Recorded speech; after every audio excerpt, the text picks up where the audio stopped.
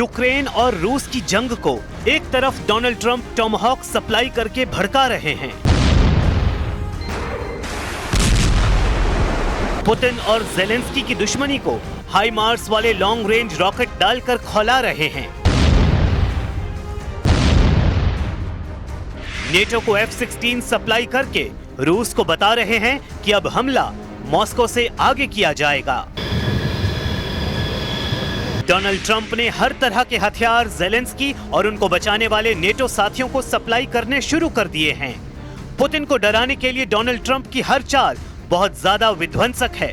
उसमें खौफ भी है, उसमें आग भी है और उसमें साजिश भी है, क्योंकि ज़ेलेंस्की जिस दुश्मन से करीब 4 साल से जूझ रहे हैं, उसको टक्कर देने के लिए अब डोनाल्ड ट्रंप ने बहुत बड़ी चाल चल दी है।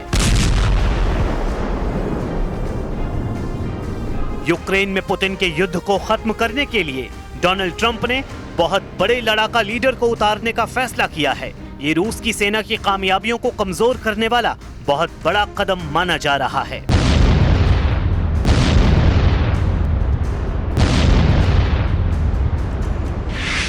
तुर्की के राष्ट्रपति एर्दोआन वो शख्स हैं जो पुतिन की पीठ में बहुत बड़ा छुरा घोंप चुके हैं। सीरिया में जिस तरह से ईरान और रूस समर्थित बशर अल असद की सरकार उखाड़ने में एर्दोआन ने भूमिका निभाई, अब यूक्रेन के युद्ध में वैसी ही साजिश रची जा रही है। रूस इसे साफ साफ देख रहा है, क्योंकि ट्रंप ने कह दिया है कि अब यूक्रेन युद्ध का फैसला एर्दोआन करेंगे।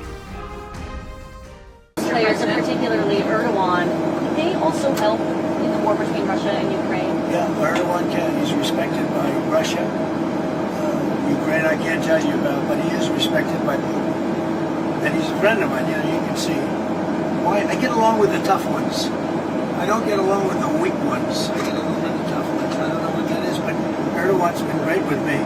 You know, when NATO has a problem with Erdogan, which they often do, they call me to talk to him. And I've never failed in working it out like immediately. Is that right? 25 सितंबर को white house में जब Trump की Erdogan से मुलाकात हुई थी, क्या तभी ट्रंप ने एर्दोआन को युद्ध वाला टेंडर सौंप दिया था? इस मीटिंग में तुर्की और अमेरिका के बीच बहुत सी खुफिया बातें हुई। दोनों के बीच सीरिया पर बात हुई, दोनों के बीच फिलिस्तीन मुद्दे पर बात हुई, दोनों के बीच ईरान और इजराइल के साथ साथ यूक्रेन युद्ध को लेकर भी चर्चा हुई। इस मीटिंग पर पूरी दुनिया में यही कयास लगाए गए कि एर्दोआन अमेरिका की हर बात मानने को राजी हो गए हैं। ट्रंप ने भी इशारा कर दिया कि अब तुर्की को वो हर हथियार मिलेगा जिसकी वो डिमांड कर रहा है। इस फेहरिस्त में सबसे आगे नाम F-16 और F-35 का रहा, जिसकी डील को लेकर अमेरिका ने तुर्की पर रोक लगा दी थी, क्योंकि 2019 में तुर्की ने रूस से S-400 सिस्टम को लेकर डील की थी। We do a lot of trade with Turkey and we're going to continue. We're going to do some additional trade. They want to buy F-16s, F-35s and some other things, and we're going to talk to them about that. And we're just going to have, I think, a very interesting couple of hours. Gaza से लेकर Lebanon और Syria से लेकर Iran तक Netanyahu का युद्ध वाला ख्वाब पूरा करने में तुर्की ने बहुत बड़ी भूमिका निभाई है। इसकी वजह है ये शख्स, जिसको दुनिया पहले अबू मोहम्मद अल जुलानी के नाम से जानती थी, लेकिन दुनिया में अब ये अहमद अल शरा के नाम से जाना जाता है। जुलानी ने सीरिया में ISIS के आतंकवाद की जड़ें मजबूत की थी। खुद अपने हाथ से पता नहीं कितने मासूम लोगों के सिर धड़ से अलग कर दिए। इसी जुलानी ने 8 दिसंबर 2024 को सीरिया पर कब्जा कर लिया था, क्योंकि उस तख्तापलट में तुर्की और अमेरिका के अलावा इजराइल ने भी जुलानी की मदद की थी। ये बात खुद नेतन्याहू कबूल कर चुके हैं कि उन्होंने सीरिया में बशर अल असद को सत्ता से बेदखल कर दिया। कभी इस शख्स पर अमेरिका ने $1 करोड़ का इनाम रखा था और अब ये सीरिया का राष्ट्रपति बन चुका है।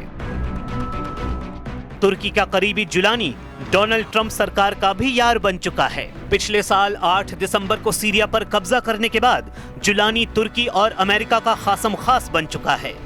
जिस जुलानी ने रूस के साथ ही बशर अल असद की सरकार को हटा फेंका और ईरान को भी सीरिया से बाहर कर दिया, वो जुलानी 2 महीने बाद फरवरी में तुर्की जाकर एर्दोआन से मिला और फिर अगले 3 महीने बाद मई में सऊदी अरब जाकर डोनाल्ड ट्रंप से भी मिला था। यानी पुतिन के दुश्मन को ट्रंप ने भी सराहा और एर्दोआन का तो ये सबसे पसंदीदा लड़ाका है। अब सवाल है कि यूक्रेन के युद्ध को लेकर एर्दोआन यानी तुर्की ट्रंप को कौन सी सर्विस दे सकता है। ट्रंप का अब एक ही मकसद है, गाजा में युद्ध बंद कराने का ऐलान करके वो पूरी दुनिया का बॉस बनना चाहता है। ऐसा इरादा वो इजराइल की संसद में जाहिर कर चुके हैं जब हमास और इजराइल के बीच युद्ध विराम का ट्रंप इजराइल में ऐलान कर रहे थे। If you think we settled 8 wars in 8 months, I'm now including this one, by the way, if that's okay. They may say, well, that was quick, because yesterday I was saying 7, but now I can say 8. The hostages are back. The hostages are back. 8 युद्ध खत्म कराने का दावा करने वाले Donald Trump Ukraine को लेकर अलग मूड में हैं। यूक्रेन युद्ध रोकने की उनकी ख्वाहिश अभी तक फेल साबित हुई है और अब उनके एक्शन से लगता है कि वो ज़ेलेंस्की और नेटो को पुतिन के खिलाफ भड़काने के लिए किसी भी हद तक जाने के लिए तैयार हैं। पुतिन इस बात से बहुत अच्छी तरह वाकिफ हैं, इसलिए उनकी सेना ने यूक्रेन को जलाने का नया दौर शुरू कर दिया है। ओदेसा से लेकर खार्किव और सुमी से लेकर ज़पोरिजिया तक यूक्रेन ऐसे ही जल रहा है। पुतिन की सेना ने यूक्रेन पर 3.5 साल के युद्ध में सबसे खतरनाक अटैक को अंजाम देना शुरू कर दिया है। रूस इस बार यूक्रेन पर नहीं बल्कि नेटो पर सबसे बड़े हमले के लिए खुद को आजमा रहा है, क्योंकि अमेरिका और नेटो ने भी रूस को दबाने में कोई कसर बाकी नहीं रखी है। यह है पुतिन की यासीन क्लास की पनडुब्बी और यह है पुतिन की ऑस्कर क्लास की पनडुब्बी। दोनों न्यूक्लियर सबमरीन हैं। दोनों डोनाल्ड ट्रंप की उस धमकी का जवाब देने के लिए तैयार जो उन्होंने पुतिन को दी है। दोनों सबमरीन के कमांडर टारगेट सेट करते हैं।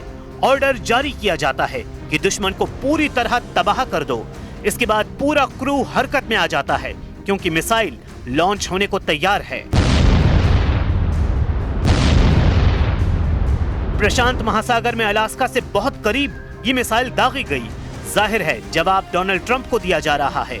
वो इसलिए क्योंकि डोनाल्ड ट्रंप ने भी पुतिन को धमकाने वाली बहुत बड़ी बात कही है। अपने 9 महीने के कार्यकाल में ट्रंप ने वो गलती की है जिसने पुतिन का गुस्सा मिसाइल की रफ्तार से बुलंदी पर पहुंचा दिया है। दोनों तरफ अब परमाणु पनडुब्बी वाला खौफ मंडराने लगा है और फिलहाल इसकी सबसे बड़ी वजह डोनाल्ड ट्रंप बन चुके हैं। रूस से टक्कर को लेकर डोनाल्ड ट्रंप ने वो बात आधिकारिक तौर पर कह दी है जो 2 महीने पहले तक अमेरिका में सूत्रों के हवाले से कही जा रही थी। रूस और अमेरिका के बीच इस वक्त परमाणु युद्ध वाला खतरा माउंट एवरेस्ट वाली ऊंचाई पर पहुंच चुका है।